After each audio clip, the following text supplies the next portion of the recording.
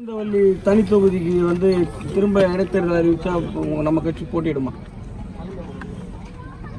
இல்லை, இடைத்தேர்தல் எப்போ வருதுன்னு நீங்கள் சொல்லுங்கள்.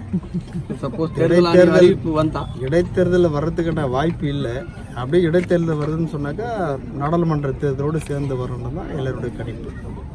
இப்போ பிஎஸ்பியும் எஸ்பியும் வந்து ஒன்றா கூட்டணியாக அமைக்கிறாங்க. இப்போது காங்கிரஸ் இல்லாமல் அது வந்து ஆதரவு எப்படி பொழிச்சு வருது மாதிரி தெரியுதா? இல்லை, அது வந்து நார்த்தில்.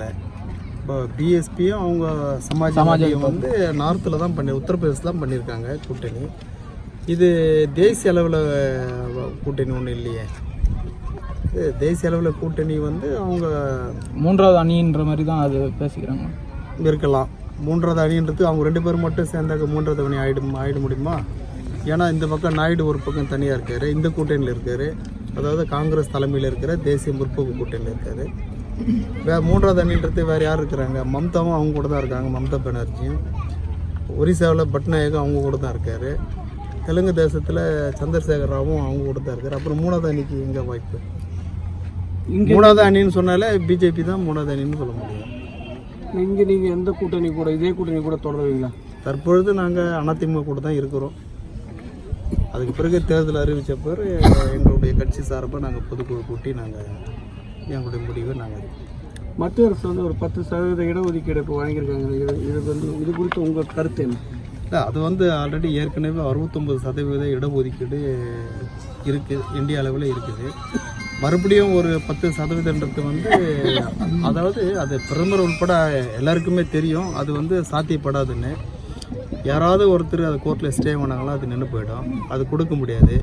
இதை மாதிரி நம்ம அறிவிச்சோம்னா எதிர்கட்சி எல்லாம் குரல் கொடுப்பாங்க, அது நிறுத்தணும்னு சொல்லுவாங்க.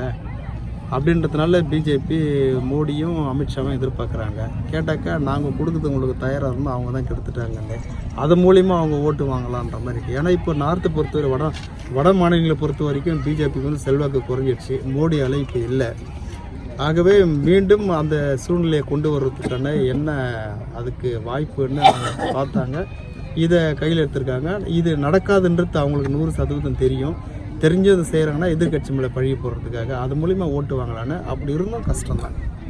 பாஜகவோட அதிமுக கூட்டணி தொடர்ந்தா வர தேர்தலில் நாடாளுமன்றமோ சட்டமன்றமோ அந்த அணியில் நீங்கள் இடம் பெறுவீங்களா? முதல்ல கூட்டணி வரதான் பார்ப்போம் சார். ஏன்னா வரத்துக்கான வாய்ப்பு இல்லை, 100% வாய்ப்பு இல்லை. தம்பிதுரை பலமுறை டெல்லியிலையும் சொல்லிட்டாரு, பார்லிமெண்ட்லேயும் சொல்லிட்டாரு அதிமுக எந்த சூழ்நிலையும் பிஜேபியோட கூட்டணி வராதுன்னு.